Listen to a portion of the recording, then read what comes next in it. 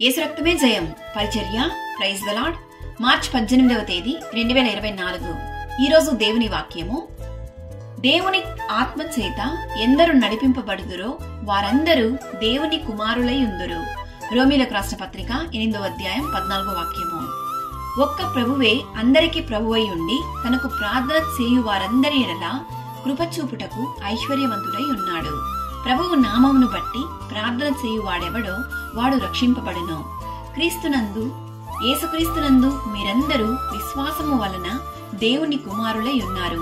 దేవుని వాక్యం ఇలా సెలవిస్తుంది, మీరు పరలోకమందున్న మీ తండ్రికి కుమారులై ఉండునట్లు మీ శత్రువులను ప్రేమించుడి, మిమ్మును హింసించు వారి కొరకు ప్రార్థన చేయుడి, మరియు సమాధానపరచు వారు ధన్యులు, వారు దేవుని కుమారులనబడుదురు.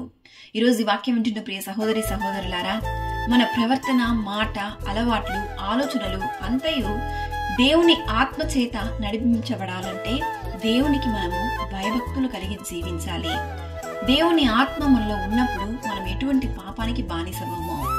ఆత్మానుసారమైన మనస్సు జీవమును సమాధానమునై ఉన్నది. ఎలయనగా శరీరానుసారమైన మనస్సు దేవునికి విరోధమై ఉన్నది.